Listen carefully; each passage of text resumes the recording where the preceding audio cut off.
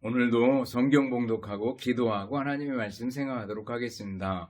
하나님의 말씀은 마가복음 6장 45절로 46절 그리고 넘어가서 53절부터 56절 말씀입니다.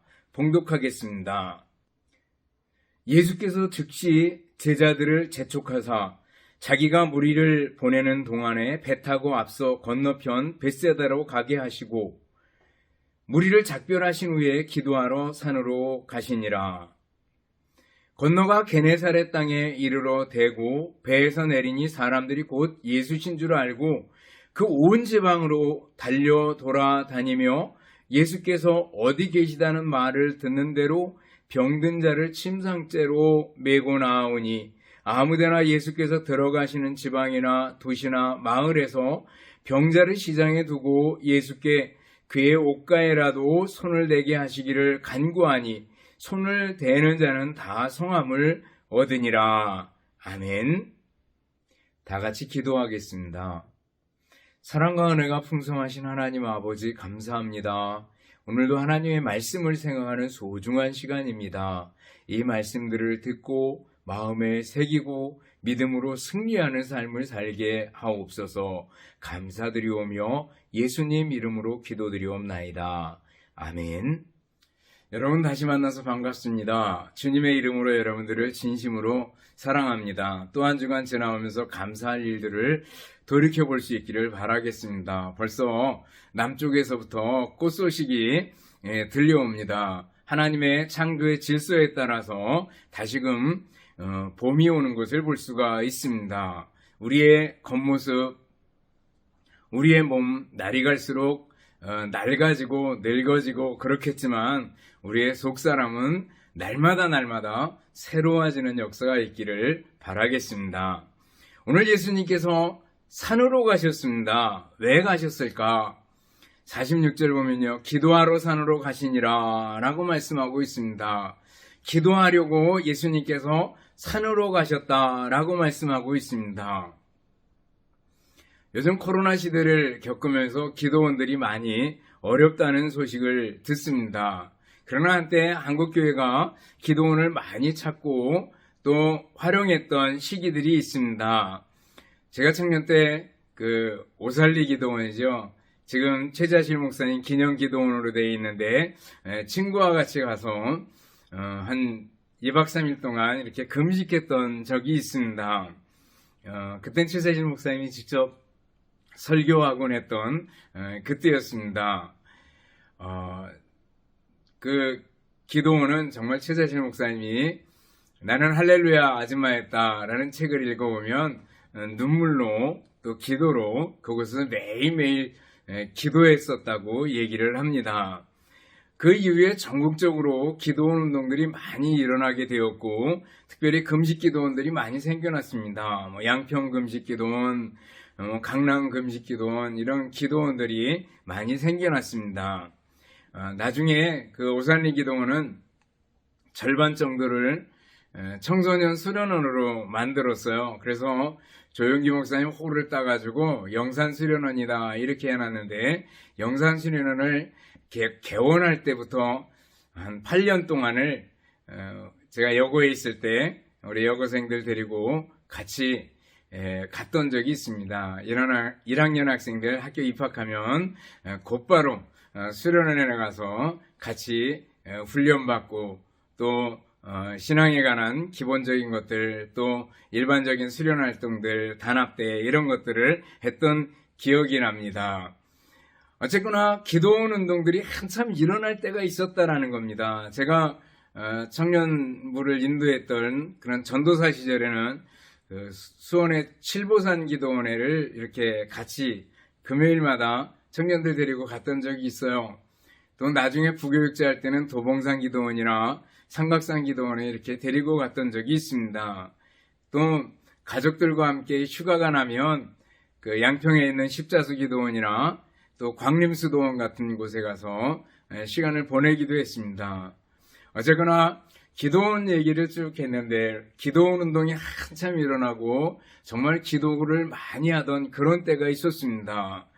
목회하는 목사님들도 목회를 할 때 교회를 건축하고 교육관을 건축하고 그 다음에 기도원을 만들고 그리고 교회 묘지를 마련하면은 목회에 성공했다 뭐 이런 인식을 가질 정도로 기도원이 하나가 필수품처럼 여겨졌던 그런 때가 있습니다.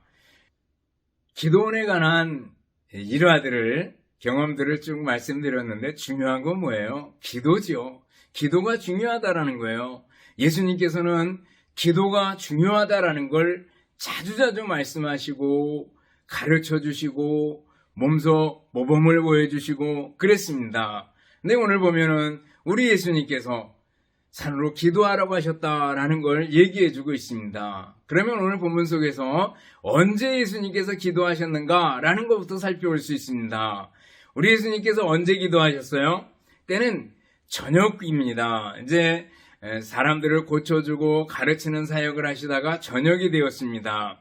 저녁 때 산으로, 저물 때 산으로 가십니다. 그래서 밤새 이렇게 기도하시는 걸 볼 수가 있습니다. 왜 밤에 기도하셨을까? 사람들이 계속 찾아와서 너무 바빴기 때문입니다.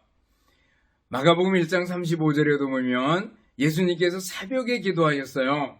그 이유는 보면은요, 그 전날 너무 바빴습니다. 바빠서 시간을 낼 수가 없어서 예수님께서 새벽에, 사람들을 만나지 않는 새벽에 하나님께 기도했던 그런 모습을 볼 수가 있습니다. 마가복음 6장 보면요, 식사할 겨를도 없이 예수님께서 바쁘셨다는 것을 볼 수가 있습니다. 그리고 제자들에게 한적한 곳에 가서 잠깐 쉬어라 이렇게 말씀하신 적이 있습니다. 오늘 본문 뒤에 부분 보면요, 53절부터 56절까지 보면 다음날 호수 건너편에 갔을 때 사람들이 어디서 들었는지 달려와가지고 예수님께 병 고침 받기를 바랬고 그리고 옷가라도 만지기를 원했고 그래서 예수님께서 많은 병자들을 고쳐주시는 것을 볼 수가 있습니다. 바쁘셨다라는 거예요. 예수님께서 너무너무 바쁘셨다라는 거예요. 바쁘셨기 때문에 뭐예요? 밤에 기도하셨고 바쁘셨기 때문에 새벽에 기도하셨다라는 겁니다.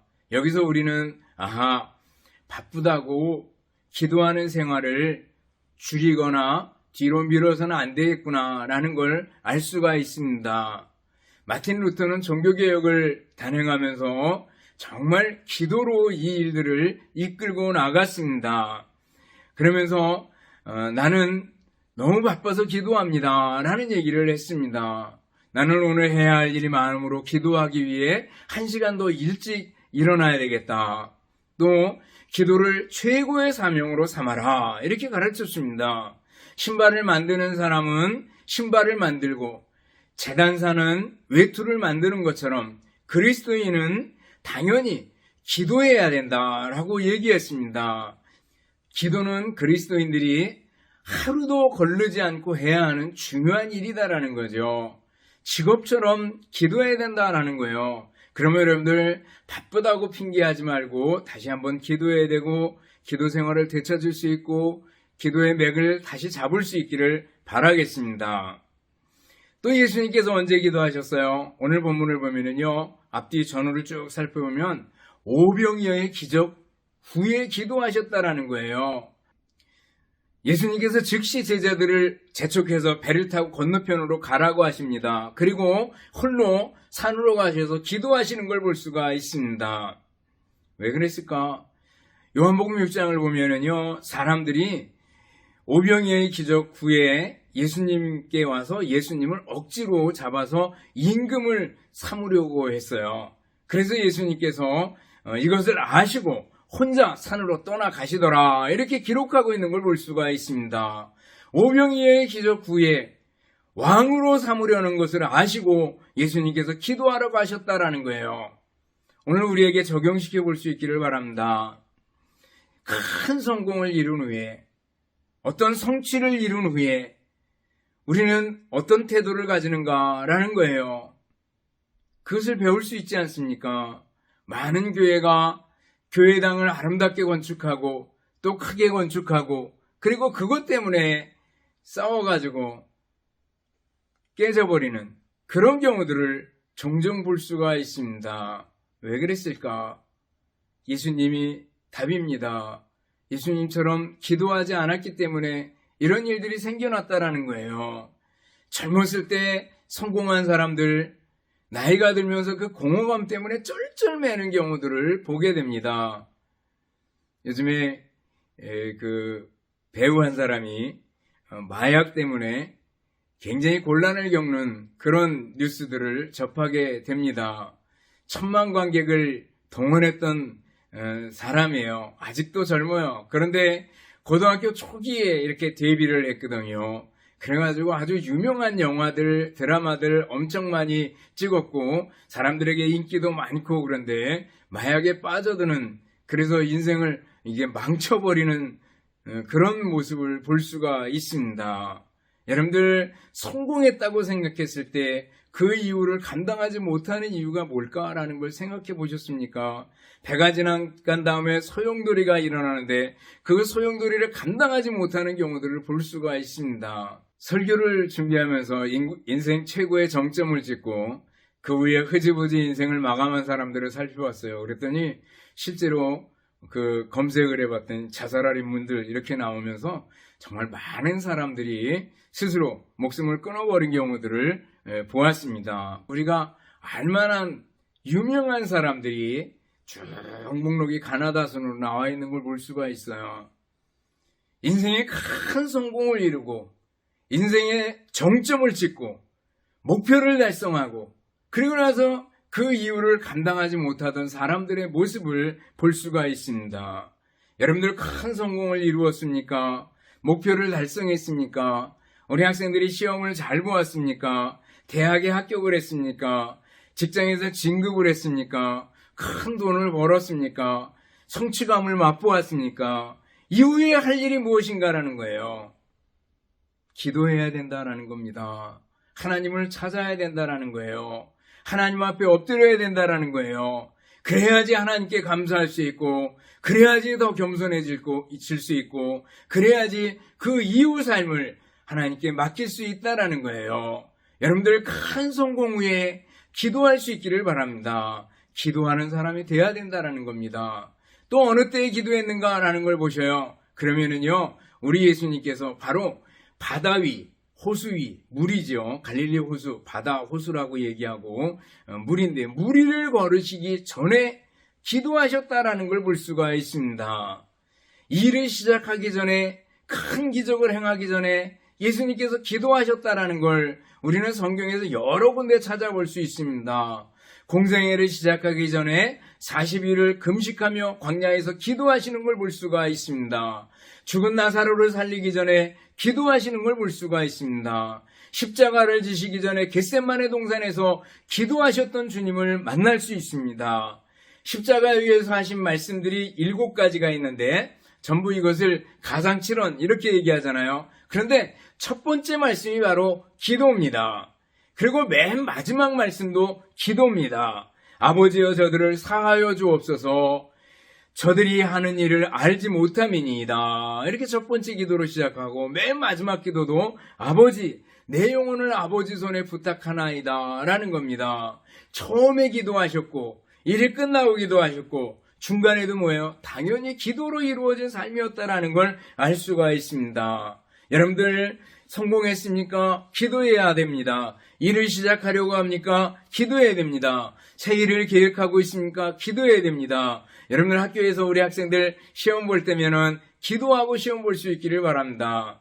제가 학교에서 있을 때 우리 학생들 시험 시간이 되면, 시험 기간이 되면 제일 처음에 이렇게 시험지 들고 선생님들 들어가시면 함께 기도합시다. 그리고 마이크로 기도해 준 적이 있습니다. 그리고 학생들에게도 야, 시험 보기 전에 시험지 앞에 놓고 기도하고 시험 봐라 라고 얘기한 적이 있습니다. 여러분들 일을 시작할 때 기도하는 것은 중요합니다. 하루를 시작할 때 기도로 시작할 수 있기를 바랍니다. 그래서 새벽 기도는 한국교회에 아주 소중한 귀한 전통이 되었고 그리스도인들은 부지런함의 대명사가 새벽 기도 때문에 붙은 것을 볼 수가 있습니다. 여러분들 기도할 수 있기를 바랍니다. 전에 교회에 있을 때 새벽에 권사님 한 분이 찾아왔어요. 목사님, 새벽 기도 30분만 땡기면 안 될까요?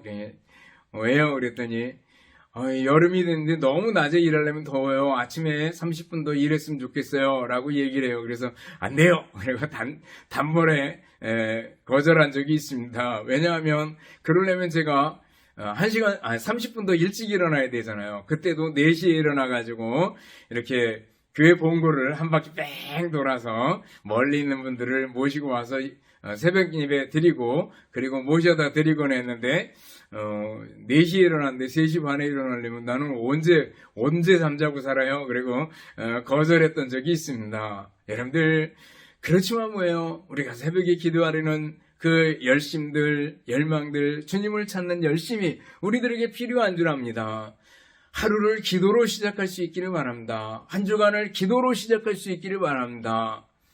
주일에 예배드리고 한 주간을 시작하잖아요. 기도로, 예배로 한 주간을 시작하는 거 중요한 줄 압니다. 여러분들 한 달을 기도로 시작할 수 있기를 바랍니다. 한 해를 기도로 시작할 수 있기를 바랍니다.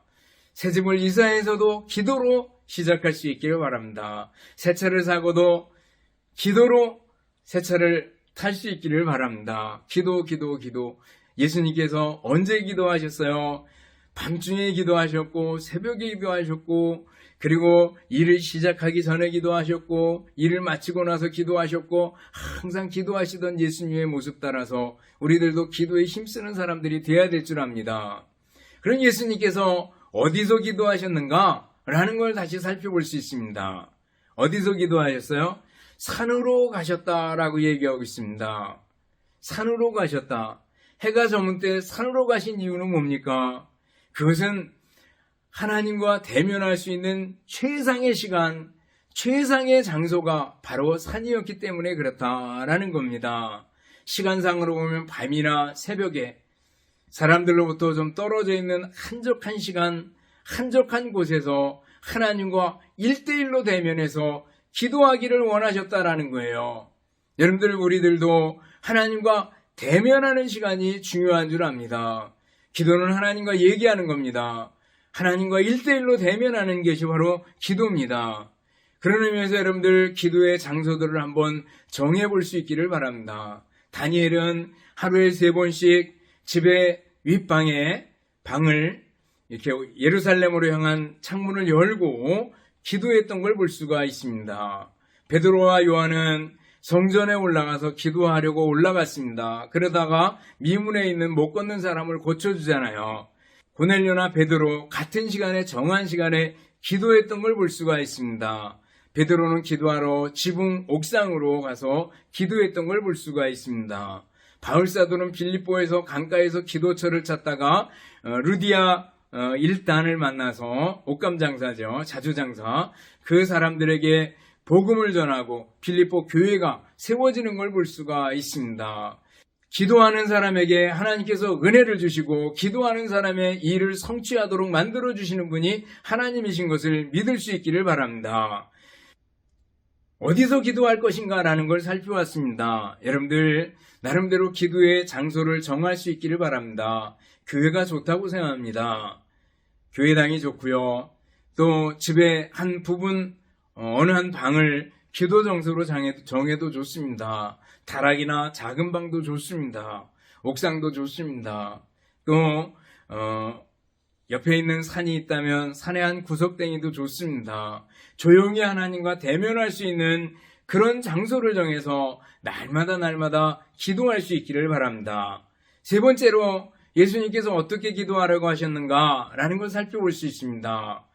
첫 번째는요. 항상 기도하고 낭망치 말아야 된다라는 거예요. 우리는 기도하다가 그냥 포기해버리는 경우가 얼마나 많습니까? 기도하다가 그냥 흐지부지 끝나버리는 경우가 얼마나 많습니까? 누가복음 18장 보면 예수님께서 항상 기도하고 낭망치 말아야 된다라고 말씀하시면서 불의한 재판관과 억울함을 당한 과부의 비유를 들어주십니다. 재판관이 불의해서 잘 들어주지 않고 재판을 왜곡시키기도 하고 그렇게 하지만 이 억울한 과부가 날마다 이렇게 강청하는 바람에 이 불의한 재판관이 그 간청을 들어줬다라는 얘기입니다. 근데 하나님은 뭐예요? 선하신 분인데 밤낮 부르짖는 자의 그 소원을, 원한을 풀어주지 않겠느냐, 들어주지 않겠느냐라고 말씀하고 있습니다. 항상 기도하고 낭망치 말고 기도에 응답이 없다고 포기하지 말고 간절히 기도하는 여러분들 될 수 있기를 바랍니다. 두 번째 기도는 어떻게 하라 그랬어요? 골방에 들어가서 기도해라 라는 겁니다. 골방에 들어가서 기도해라. 골방에 들어가서 하나님과 대면해서 기도해라 라는 거예요. 바리새인들은 사람에게 보이려고 사거리 사람들이 많이 보이는 곳 정한 시간에 가서 기도했습니다. 사람들이 야 정말 기도 많이 하네. 야 대단히 경건한 사람이네. 이렇게 인정해주고 이렇게 말해주기를 바랬던 겁니다. 예수님 뭐라 그래요? 저희는 자기 상을 이미 받았느니라 이렇게 말씀하셔요. 그러면서 너희는 골방에 들어가서 하나님과 대면하여 기도하라고 말씀하고 있습니다. 하나님과 1대1로 대면할 수 있는 시간들을 가질 수 있기를 바랍니다. 또 어떻게 기도해야 돼요? 간절히 기도해야 됩니다. 기도에는 간절성이 필요합니다. 누가복음 11장에 보면 예수님께서 버섯 떡강청 비유를 말씀해 주셔요. 버섯 떡강청 비유 그거 아니에요. 밤중에 찾아온 친구가 간절히 좀 먹을 걸 달라 그랬더니 주었다, 간절히 구했다라는 데 초점이 있는 그 비유입니다. 여러분들 바리새인들은요 사람에게 보이려고 기도했고 중언부언했습니다. 왜냐하면 오랜 시간 기도하는 걸 다른 사람에게 보여주려고 했던 거예요. 그래서 의미 없는 말을 반복하면서 그냥 시간만 때웠던 거죠. 이래서는 안 된다라는 거예요. 기도할 때는 간절히 기도해라라는 거예요. 예수님께서 겟세마네 동산에서 간절히 기도하실 때 이마에서 떨어지는 땀이 피가 배어 나올 정도로 모세혈관이 터져서 피가 배어 나올 정도로 기도했던 모습을 볼 수가 있습니다. 얼마나 간절히 기도하셨으면 이라는 거죠. 여러분들 우리들도 간절히 기도해야 됩니다. 성경에 보면 무릎을 꿇고 기도한다. 간절한 기도의 모습입니다. 손을 모으고 기도한다. 간절히 기도하는 모습입니다. 또 눈을 감는 거 이것도 간절한 기도의 표현 아니겠어요? 간절히 기도하라라는 거예요. 여러분들 우리에게 기도의 간절성이 있는가 한번 돌이켜보고 좀 더 주님 앞에 간절하게 기도하는 여러분들이 될 수 있기를 바라겠습니다. 그리고 어떻게 기도하라 그랬어요? 예수님께서 직접 주기도문 만들어 주셨어요. 주기도문 통해서 이게 기도의 모형이다. 이 틀을 가지고 기도해라 라고 일러주신 거죠. 여러분들 주기도문을 따라서 기도해 갈 수 있기를 바랍니다. 하늘에 계신 우리 아버지요, 부름이 나옵니다. 어느 기도나 부름이 나옵니다. 그 대상은 하나님이죠. 하나님을 부르는 데서 시작을 합니다. 그리고 이름이 거룩히 여김을 받으시오며 감사와 찬송입니다. 그리고 하나님의 뜻이 하늘에서 이루어진 것 같이 땅에서도 이루어지기를 원합니다. 하나님의 나라, 하나님의 뜻이 이루어지기를 기도합니다. 그리고 나서 뭐예요? 오늘날 우리에게 일용할 양식을 주시고 시험에 들게 하지 않게 하시고 또 악에서 구해주시고 라는 기도들을 하게 되는 거죠. 우리 학생들에게 수업을 하면서 맨 처음에 기도에 관한 것을 가르칩니다. 그러면서 기도선을 얘기를 해줘요. 그래서 맨 앞에 하나님 아버지, 기도의 대상은 하나님 아버지다. 기도의 대상이 분명히 있어야 된다. 그 다음에 감사와 찬양의 기도를 반드시 드려야 된다. 그리고 사죄의 죄를 용서해 주세요라는 기도를 드려야 된다. 그리고 간구의 기도가 있다. 소원을 하나님께 아뢰고 그리고 주변에 있는 사람들을 위해서 기도의 제목들을 놓고 기도해 나가야 된다. 그리고 맨 마지막에 예수님 이름으로 기도해야 된다. 예수님의 명예를 걸고 기도하는 거다라고 가르쳐 준 적이 있습니다. 여러분들 기도에 특별한 원칙이나 법칙이 있는 건 아니지만 주기도문을 모형으로 삼고 기도할 수 있기를 바랍니다. 그래서 여러분들 기도의 사람이 되시고 기도를 통해서 승리하고 기도를 통해서 하나님과 대면하고 하나님께서 주시는 은혜를 맛볼 수 있기를 바랍니다. 조지 뮬러는 기도 응답을 많이 받았던 대단한 목사님입니다. 이분이 3,000명의 고아들을 따로 후원 요청을 하지 않고 기도로만 키웠던 적이 있습니다. 한 번은 아주 추운 겨울날이었습니다. 보일러가 고장이 났습니다. 추운 겨울에 보일러가 고장나면 정말 어떻게 할 방법이 없거든요. 저도 한번 그 설날 임시에 보일러가 고장난 적이 있어요. 한 사흘 동안 어떻게 기사를 부를 수도 없고 뭐 방법이 없어요. 막 뜨거운 물을 데워가지고 애들하고 껴안고 있고 병에다 넣어가지고 그렇게 버틴 적이 있는데, 보일러가 고장난다라는 것은, 난방이 고장난다라는 것은 아주 큰일 아니겠어요. 그런데 이 조지 밀러가 하나님께 기도합니다. 기도합시다. 다 같이 기도합시오. 기도합니다. 그리고 나서 날치를 주장하시는 하나님 아버지, 이 어린아이들을 제게 맡겨주셨습니다. 이 생명들은 아버지의 것입니다. 저는 총무일 따름입니다. 아버지, 일주일 동안만 따뜻하게 해주세요. 이렇게 기도했는데 정말 일주일 동안 동풍이 불고 따뜻한 봄날 기분 같아서 아이들이 그 추위를 이길 수 있었다고 얘기합니다. 그리고 딱 일주일이 지난 다음에 다시 북풍에 찬 바람이 불어왔다고 얘기를 합니다. 조지 밀러는요, 정말 기적의 일화들이, 상상을 초월하는 일들이 너무 많습니다. 기도로 이루었던 밀러의 모습을 볼 수가 있습니다. 히말라야 슈바이처라고 하는 강원희 선교사님이 계셨습니다. 이분이 의사로 잘 나가고 있었습니다. 근데 선교사로 가기로 결단을 합니다. 어려운 일이죠. 그러면서 아내를 설득합니다. 내 삶의 머리나 꼬리가 아닌 가운데 토막을 하나님께 드리고 싶다라고 아내를 설득합니다. 그래가지고 정말 가운데 토막을 드리겠다. 그래서 나이 49에 네팔로 가게 됩니다. 그러면서 병원이나 수술 시설이나 이런 게 굉장히 열악한데 자기가 할 수 있는 최선을 다해서 사람들을 돌보고, 어떨 때는 자기 피를 다른 사람에게 수혈해 주기도 하고, 환자가 퇴원하면 밤에 다시 찾아가서 그 상태를 알아보기도 하고 했습니다. 어느 날은 30대 중반쯤 되는 부인이 왔는데, 병원에 왔는데 장폐색이었습니다. 장비들이 별로 없었습니다. 마취를 해야 되는데 참 여러 가지 시설이 열악해서 그물망 마스크를 환자 입에 대고 마취를 시켰다고 얘기합니다. 네, 마취하는 동안에 또 음식물이 나오게 돼서 기도로 넘어가면은 흡인성 폐렴이 생기게 되는데, 그것을 걱정하면서 수술을 마쳤는데 아니나 다를까 음식물이 넘어와서 그 흡인성 폐렴으로 넘어가게 되었습니다. 이제는 죽을 수밖에 없었습니다. 혈압은 60이고 맥박은 130, 죽음의 문턱까지 갔습니다. 이때 이 강원인 선교사님이 기도했습니다. 하나님 살려주세요. 저 여인을 살려주세요. 나를 이곳에 보내신 주님, 불쌍히 여겨주세요. 이렇게 주님의 능력밖에 없습니다. 이렇게 간절히 기도했는데 3시간 반을 기도하고 돌아왔을 때 그 여인이 살아있었다고 얘기를 합니다. 그리고 기운을 되찾았다고 얘기를 합니다. 여러분들, 기도에 관한 일들, 기도를 통해서 일어나는 기적들, 복음이 전파되는 최전선에서 많이 일어나지만 그래도 지금도 살아계신 하나님의 손안에서 기적의 역사들을 맛보는 일들은 기도를 통해서 가능합니다. 여러분들, 기도의 사람들이 될 수 있기를 바랍니다. 기도를 통해서 하나님의 은혜를 받고 하나님의 은혜 가운데 늘 감사하며 기쁨으로 승리하는 여러분들의 삶이 될 수 있기를 주님의 이름으로 축원합니다. 기도하겠습니다. 사랑과 은혜가 풍성하신 하나님 아버지, 감사합니다. 예수님께서 기도하려고 산으로 가셨던 모습을 살펴보았습니다. 우리들도 기도의 사람이 되게 주옵소서. 기도를 통해서 주님의 은혜를 맛보며 기도를 통해서 주님께서 주시는 기적의 삶을 살아가는 저희들이 되게 하여 주시옵소서. 예수님 이름으로 기도드리옵나이다.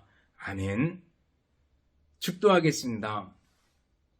이제는 우리 주님 예수 그리스도의 은혜와 하나님 아버지의 극진하신 사랑하심과 성령님의 교통하시며 인도하심이 함께 모여 예배드리며 말씀 듣는 우리 모든 성도들 머리머리 위에와 가정들 위에, 주님의 몸된 교회와 우리나라 민족 위에 이제로부터 영원토록 함께 있을지어다. 아멘.